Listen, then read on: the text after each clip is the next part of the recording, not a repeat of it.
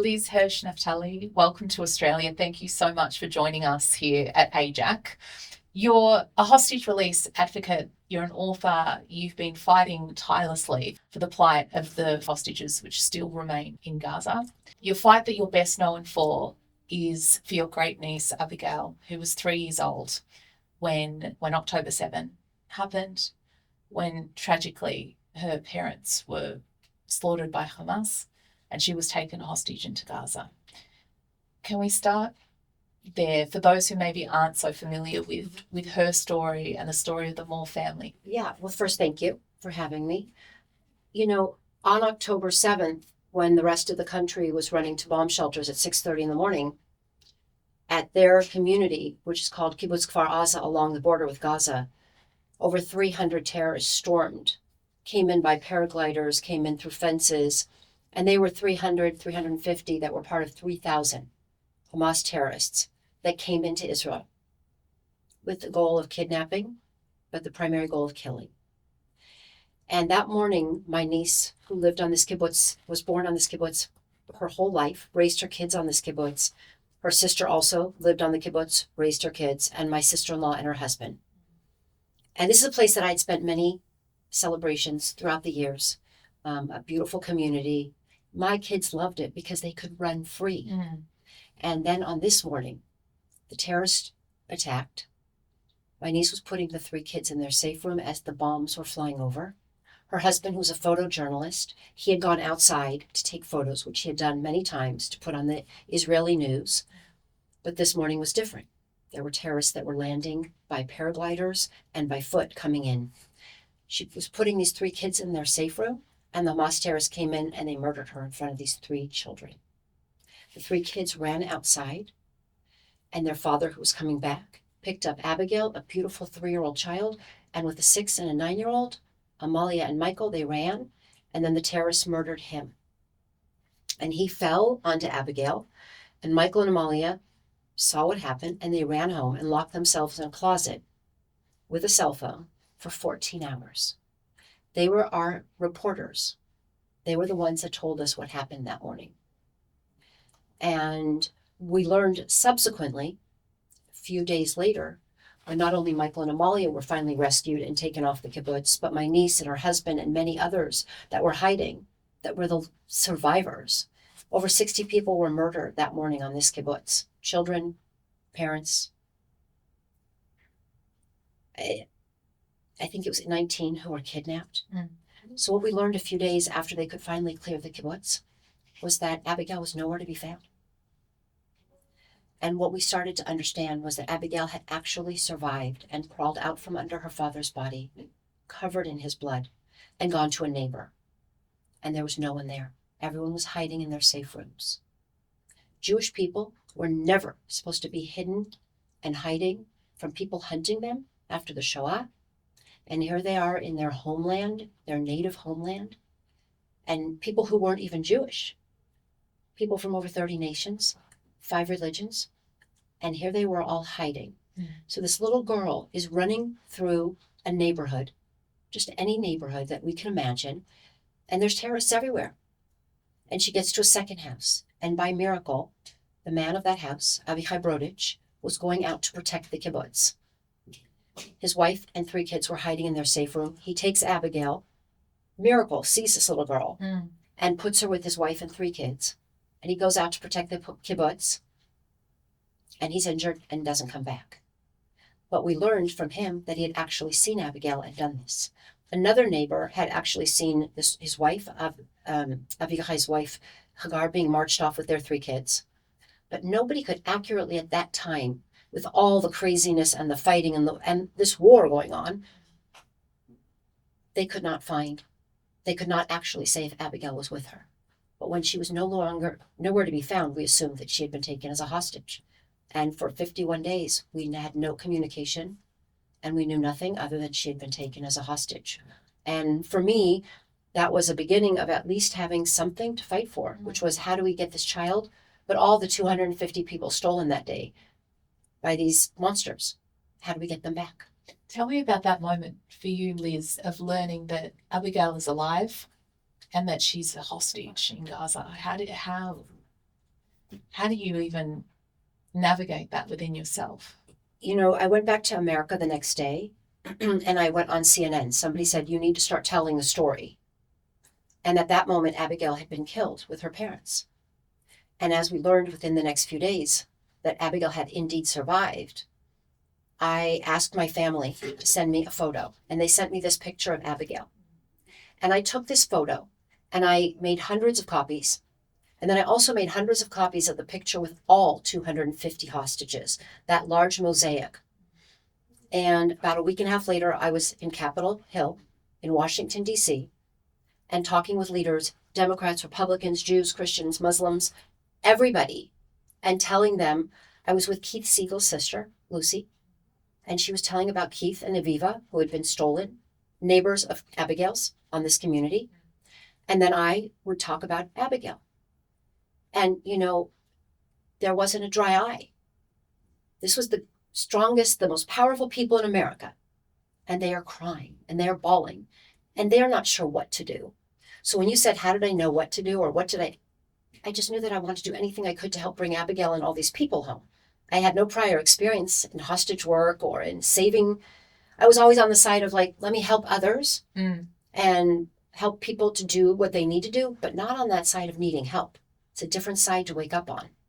So basically, this was the beginning of advocacy for Abigail and all the other hostages.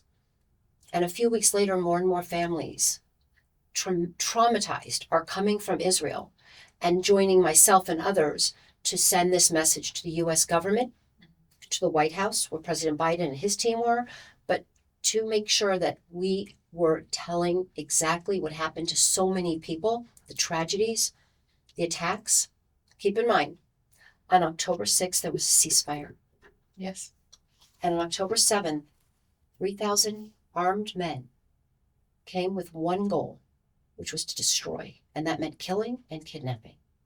And so I remind everybody it started on that day. And so for me, it's now here. I'm here in Australia, and I just keep telling the story. Because what I know is that if we don't tell the truth of October 7th, other people change it. And for me, everyone has a right to their own belief, but no one has a right to their own facts. These are facts. Yes. I want to come back to your campaigning efforts, but just to put that aside for a moment, Abigail was one of three. Michael and Amalia, her siblings, the daughter of Smadar and Roy. Tell us a little bit about their family and their reality pre-October 7th. Their family, like all the families, their life was beautiful. The kids at a certain point were going to and from school by themselves. They knew their neighbors. They played. It was heaven. There was always the knowledge that there was Gaza. But they were peace-loving people. All they wanted to do was be home with their families, share their community. My sister-in-law, the grandmother, lived right 5 minutes away by foot, not even that. Her sister and her family lived 5 minutes away. They were always together. And it was gorgeous. And kids were free. Parents could work. The schools were there. It was a beautiful community. And so when you ask what their lives were like, they were what you would want. To raise your kids in a place where you felt that they could have all the opportunities. And so for them, and by the way, I went to this kibbutz 30 years earlier, and that was the same thing. When I first met Abigail's mother, Smadar, she was a little girl living on this kibbutz. And all she wanted was to grow up and have her children have that experience. I want to skip to the moment of release for Abigail. She was held hostage for 51 days in Gaza. Tell me how that unfolded for you from a personal perspective. She's your great niece. You get word that she'll be released. Tell me about the feelings and the thoughts that were going through you at that time. So I'll back up and just say that for the moment that I knew she was a hostage until those 51 days were over was like, you don't sleep, you don't eat. All you do is keep going. You just keep doing everything you can, whether it's press or meetings or going to the Washington, D.C. to meet with the leaders. And then all of a sudden, we start to hear there's a deal, but we don't know what it is. And then all of a sudden, there is a deal. And Abigail is not on that first list. And I get a letter, a text from my brother-in-law in Israel saying no, that first night. And I thought, oh, okay, but there's other women and children. Let's keep going, keep going. And still we're doing press and really pushing and supporting this peace plan, this ceasefire. The second day, we see these kids and these women come out. And, you're excited because these are people that you need to come out. The second night, Abigail wasn't on the list. And the text came in, no. And you feel like, okay, another day. And then you see these kids and these women coming out. And then on the third night, he wrote yes. And I still get emotional because just that yes meant she was on the list. But that didn't mean she was coming home. Because until we saw her, you could not believe she was free. And I was with my daughter and her husband, and we were in the apartment, and we were watching CNN, and we had Israeli news, and you could see them bringing them out. And you're in the US, or I'm in the US in my apartment, okay. And you could see the vans, and you could see the people in the streets shaking those vans, and you could see people outlined, but you weren't quite sure.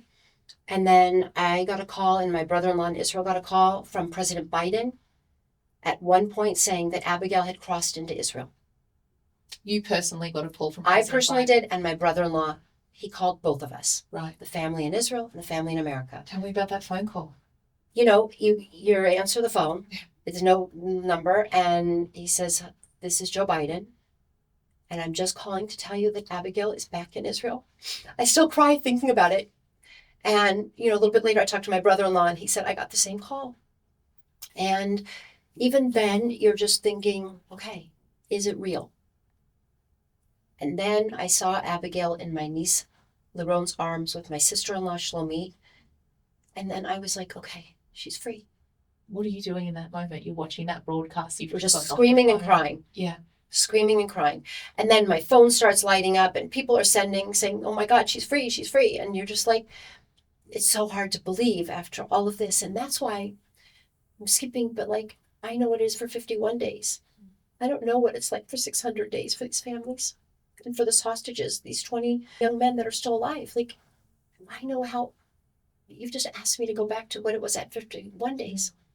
Well, that's what I wanted to ask you. For such an intense period that you were campaigning for Abigail and still continue to campaign, but you were amongst the other hostage families, and you can reflect on that relatively short period, which would have felt like an eternity for you, I'm sure. Exactly. Right.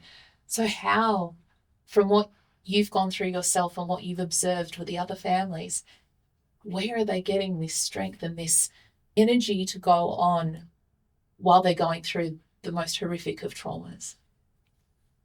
It's your family. Yeah. You'll do anything to bring home your loved ones. You will cross the world. You will go anywhere. You will speak to anyone. And many of the families were going to European leaders, and because many of these people were from different nations, and they met with the Pope. They met with the UN. But in the end, I have to say that it was the U.S. government working to make sure that there was support for Israel, bipartisan for the hostages, President Biden and his team, and the Qataris were the mediators. And so you knew who you had to speak with, and the Qatari ambassador in D.C. was meeting with families, Americans and non. I know that the Qatari ambassador in England was meeting. There were no other Arab nations that met with any hostage families. We tried, in D.C. at least. But you just kept going. You get up every morning and you think, as a hostage family or somebody like myself that is a hostage family with Abigail released, what am I going to do today? How much can I do? And at the end of the day, what more can I do? What didn't I do? And I spent a lot of time with the families, the American families, the international families, the Israeli families, and they all just kept going. And there'd be highlights where they'd think they were coming out, and then there would be disappointments. And, I I spent a lot of time with Edan Alexander's parents. He grew up in New Jersey, 21, and as we know, he was finally released after 584 days. Yeah. And I know what it meant to go with this family and travel the world, spend hours and hours in Washington, D.C., but also go to their home and in their community in Tenafly, New Jersey, to celebrate Shabbat. And how do you say to a mom and a father, Shabbat Shalom, every Friday, when their child is not there to have Shabbat dinner with them. But they keep going because there's a tradition. That's the warmth of, you ask how do people, it's the warmth of community, of family. This was how they could get through it. And it was only last week when I said Shabbat Shalom to his mother, knowing that she had already hugged him and been with him, that I felt it was okay to say it. Mm.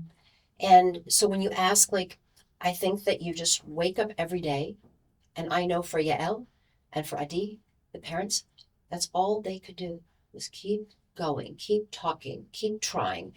And I think that that's one of the most important messages. Like, we must keep these hostages in people's minds so that the leaders have to keep fighting to make sure that there will be some diplomacy that brings everyone home. Mm. In that community of hostage families, did you find that if someone was having a harder time, others would rally around? Like, what was the dynamic between?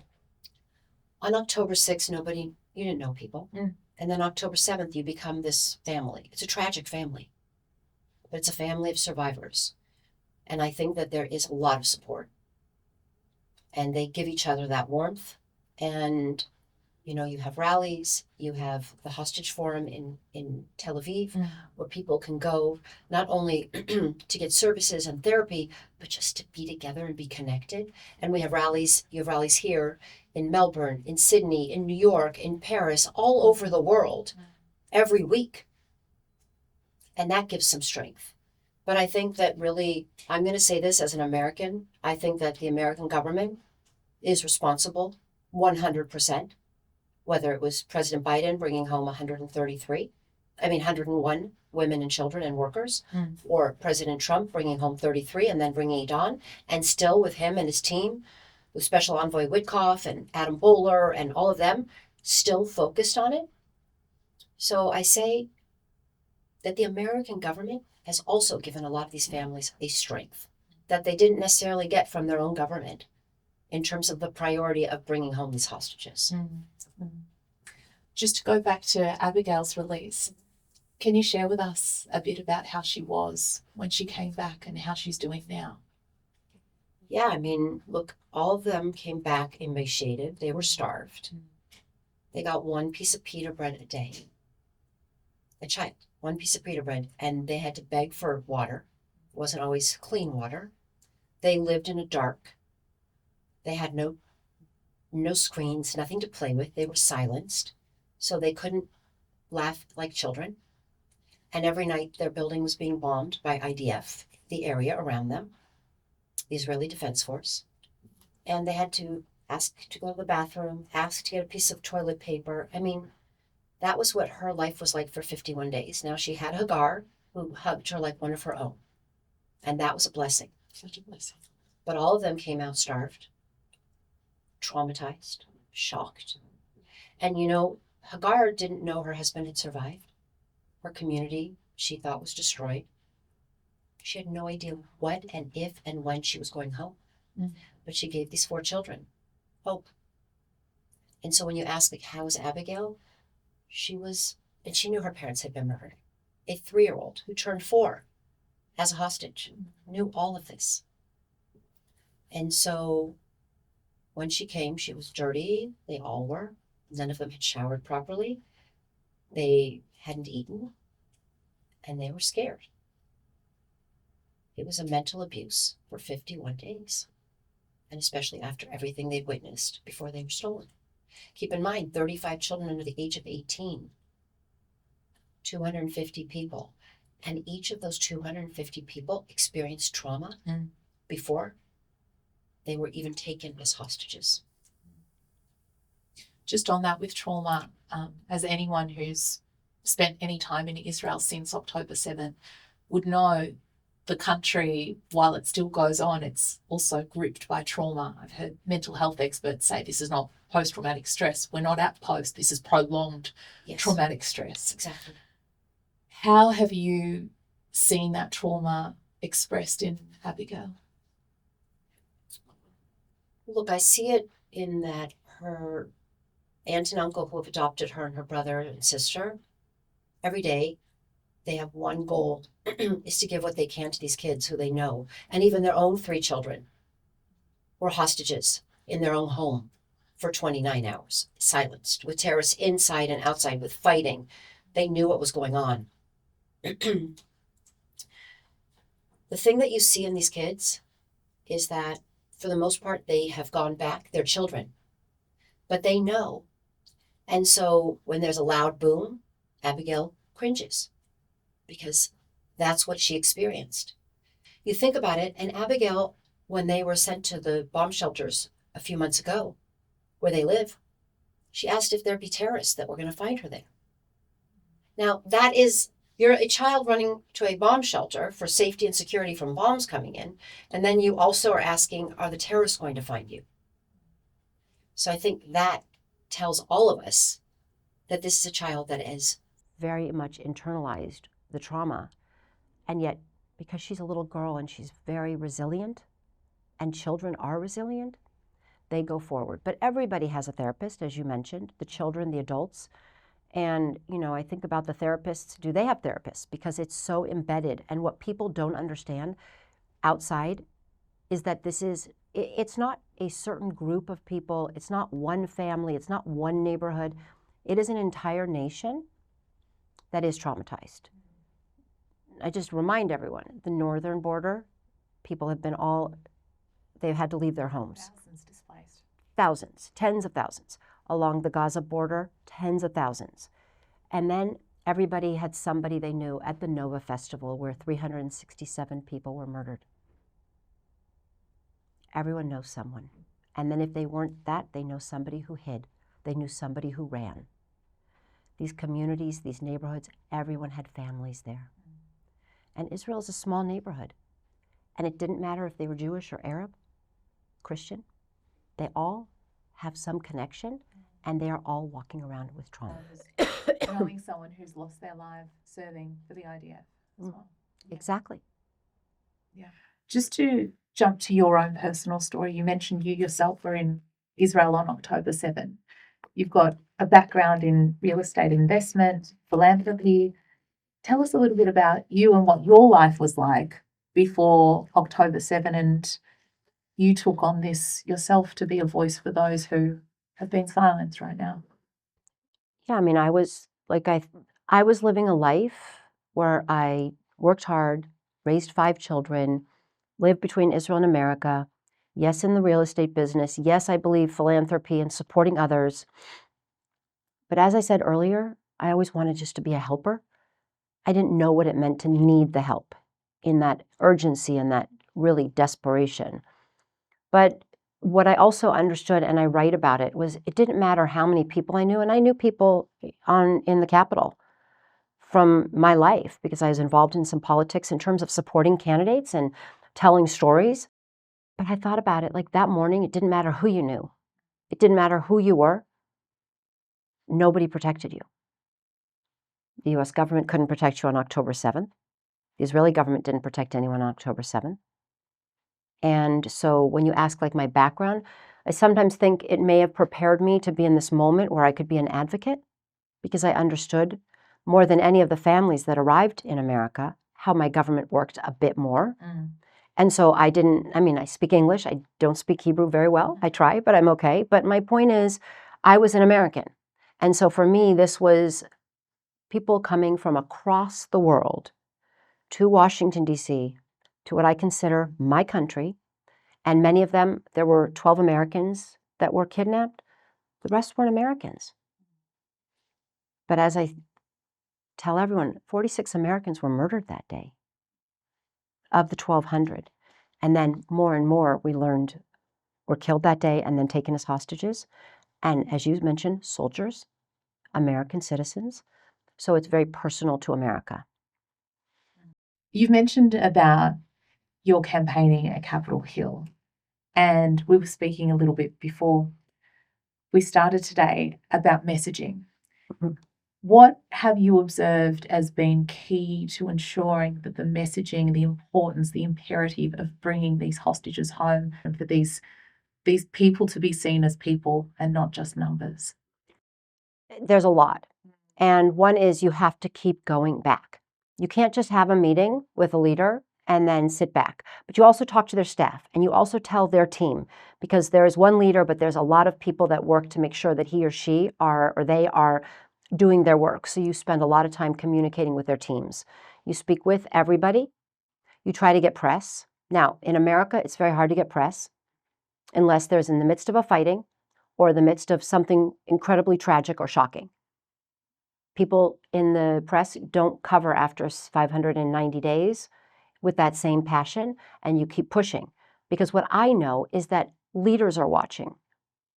I also know that hostage families need that support, but I also know that hostages, they've come back and have said that the work that we've done outside, they saw it.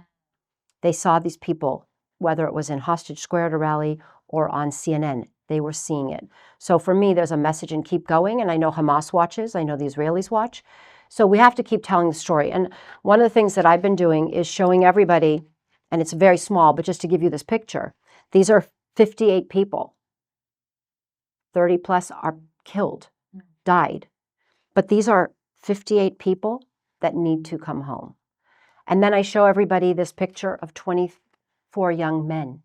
Edon Alexander is still here, but the rest, they're not free. And so what I want you to do, and what I hope that people learn from this, is that they go out and they tell the world that we need to get these 24, 23 young men home, but all of the hostages. And when you ask about the messaging, look, it's very clear.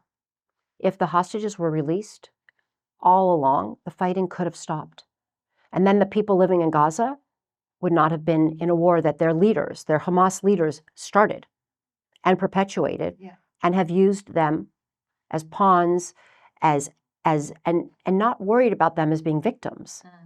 Whereas shields, but whereas I and most of these hostage families that we've said over and over again in press and in meetings, if Hamas were to release these hostages, and this is for now 20 months, the fighting could have stopped.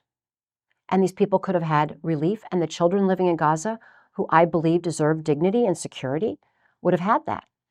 But their leaders, the Hamas terrorist leaders that murdered 1,200 people, continued to understand that they would win if people were being murdered on their side.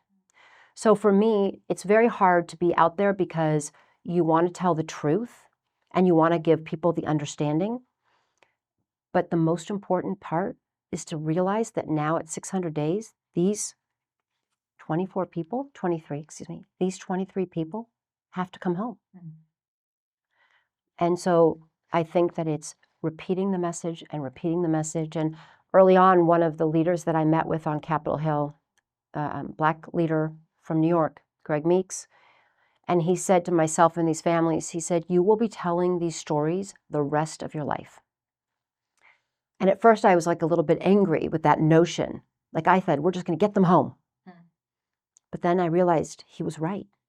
What he was telling us was that we need to make sure that people around the world, and not just the Jewish people, but the people around the world, know that this was a terror attack. Because what I also know, and this is what I say all the time, is yes, this did happen in Israel. But a terror attack, we had it 9/11, you've had terror attacks here.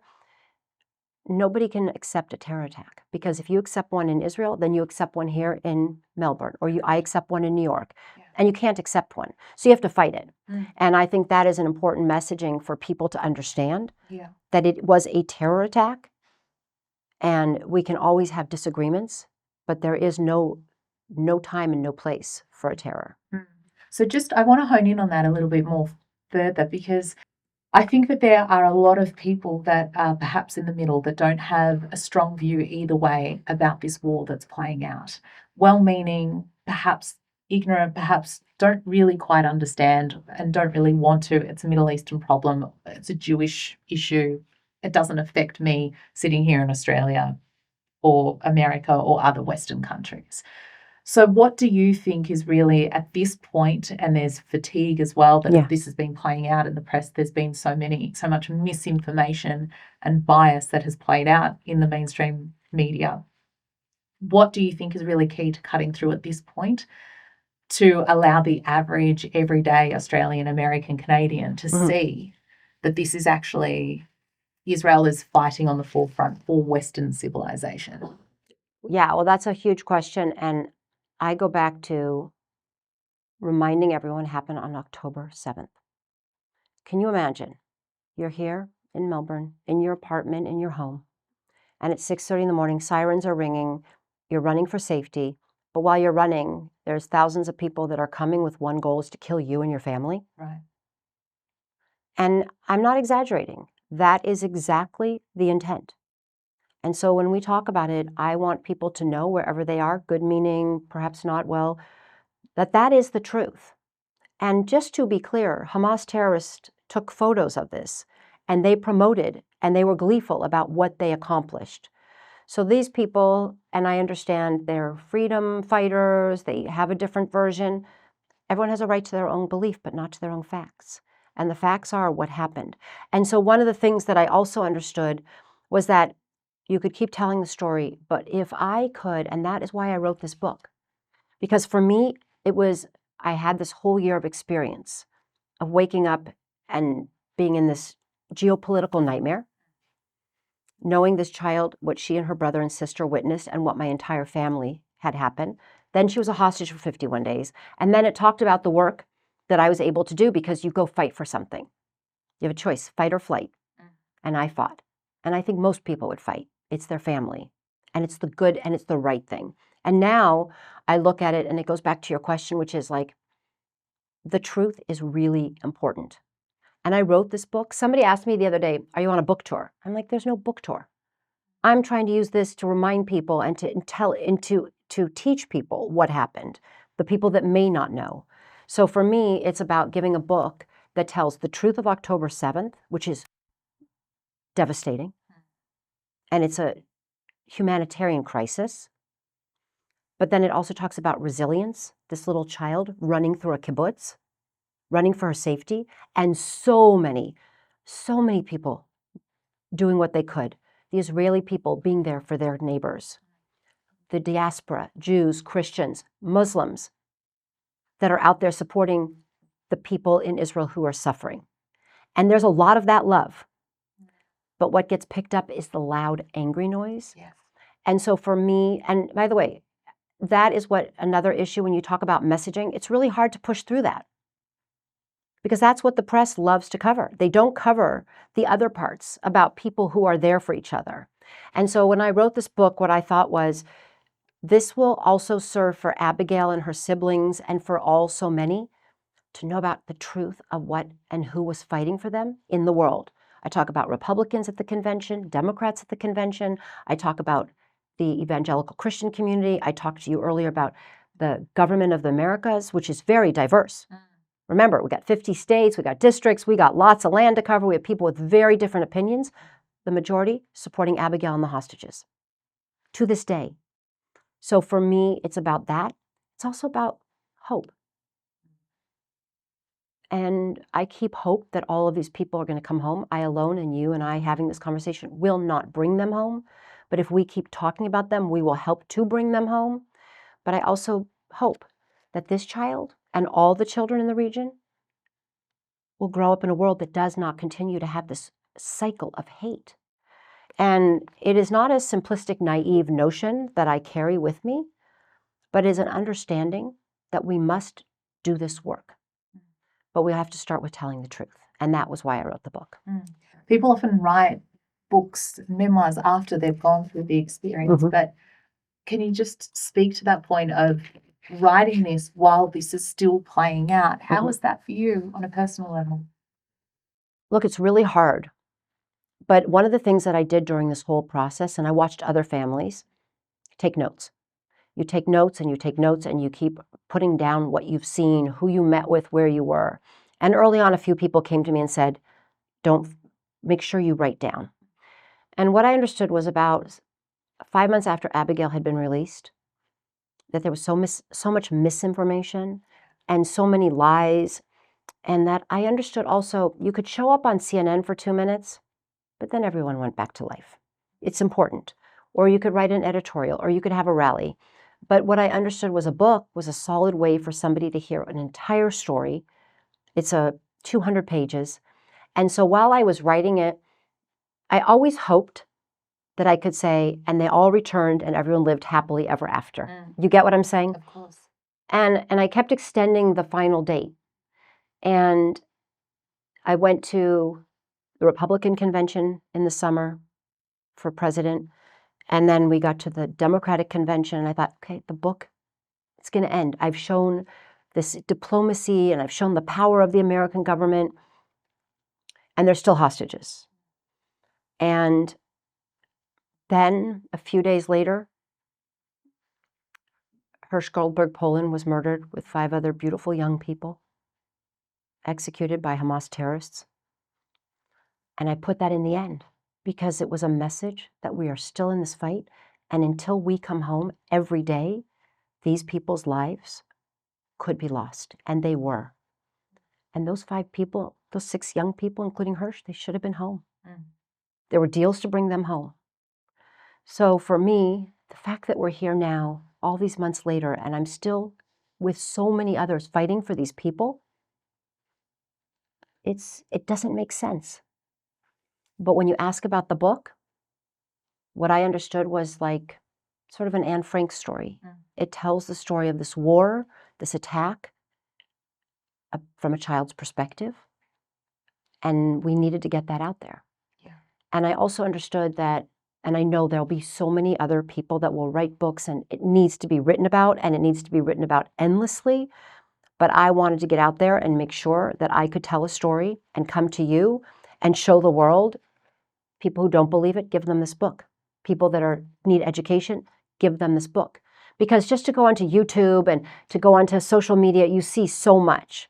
But this is a complete story. But unfortunately, it doesn't end. Mm.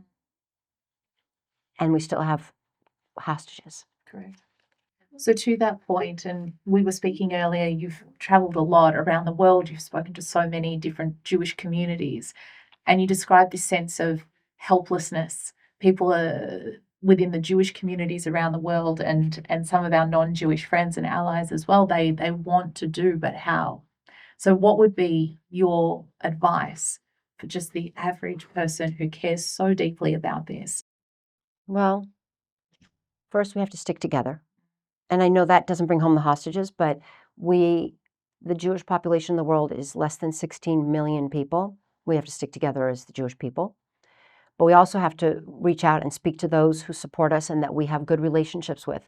I mean, I get from the Christian community, I know plenty of people and they write me and their hearts are broken that there are still hostages. And their hearts, and they're fighting for it. Now, how are we going to all fight for it? One is not to get tired and not to say it's been almost 600 days and there's burnout, but it's to keep pushing on media, any media we can, keep telling the stories, keep using social media, keep telling them. That is really important because the world is watching, the leaders are watching. But it's also, and this is what I say to Americans, okay, I'm American. So I say to Americans, reach out to your leaders, remind your senators and your Congress folks, and write to the White House. Yes, I believe that President Trump is doing what he needs to do to keep pushing it, but until they are all home, keep pushing, keep telling them. And I know here, and I've talked to Australians who are like, our government doesn't care. You know what I say? Keep making them care. Keep telling them these stories. They cannot afford to sit back and say, we don't care. And they cannot afford to sit back and not know the truth. And you know, right now, there's 23 young men that are starved, shackled, abused. They haven't seen daylight. Nobody has been there to visit them from the medical world, from any international organizations like the Red Cross. Many of them sustained injuries on October 7th. No one has taken care of them. They're suffering. We don't know if they'll live another day. So when you ask what can people do, the thing that I can tell everybody is raise your voices. Think about what else you can do. You can do a podcast, so can I here. People can write letters. They can tell people in their community. But it takes us all to keep putting the pressure. And look, you don't know who in a room knows somebody in some embassy in the Gulf region. You don't know who knows somebody in America or in your government that makes a call, that does something. And I also say, keep supporting Israel. Support the people of Israel. They are my heroes. While they are in trauma, the Israeli people have been there for these families. It is this most beautiful connection, making sure they have food. When those soldiers showed up on the beginning of October, a few days later, it was the Israeli people that made sure they had equipment. It was Jews out of Israel that made sure they had equipment. They were not prepared. It's not against them, but it's saying we all came together. And that war is still going. So we need to come together to support the people. And that starts with our also moral obligation to bring home these loved ones. And so when you ask, like, what can we do? I don't think, there are days where I could say something like, I wish I could just drive a bus in there, pick them up and bring them home. That's not going to happen. And I'm also not invited to negotiate. And that's not going to happen. But I can keep telling the story. And you can keep telling the story. And then I hope that people who are watching will keep telling Abigail's story, buy the book, share her words, share it, and then tell the stories of all these others, whether it be in your communities with people who are not Jewish, whether it be your leaders. But we have to keep doing this work. I wish it were easier. But to sit back and be sad and angry and frustrated, it doesn't keep these people in the forefront. Just finally, as you look back over your personal story, which is played out against this major moment in the history of the Jewish people and broader than that of Western civilization, you mentioned your book really captures hope as well. And no doubt you have seen in this time frame the absolute lows of humanity, but the highs as well. Is there just one final message that you can leave with us that really encapsulates that hope? Yeah, hate got us here. Hate is what got us to this moment. And what I've learned is that I talk about hope, but I don't talk about love. And I don't say love in a I love you easy. Talk about really trying to find love, trying to share kindness, trying to use love. Because in the end, and I've said this child represents millions of children. And we have to figure out a way that they can grow up in a world that is not run by hate, but has the potential to be about love, community, kindness, being there. And there's lots of stories of that. And you see it on both sides. And I still hold to those people I know that are trying to have conversations on the Israeli side with the Palestinian side. Their voices are muted, but they're still out there battling because they know that it's got to be about relationships and sharing and about love at the end of the day. And so when you ask, what is my message? My message is, I am broken. Every day I look at these families and I know their loved ones aren't home. But we can't give up. But we also have to find ways to do it in a way that brings us together, that promotes this concept of love and kindness. It is not naive. I know what Hamas terrorists are. It doesn't mean they get to stay in power. But how we do our work, how we treat each other, it has to be in that manner. Because I also know from the work I've done, I see a lot of people that it's easy to just be angry. And so I go to this one story that this Christian woman I know who's done a lot of work supporting the hostages. Anytime I've needed something, I've reached out to her. And she's been there.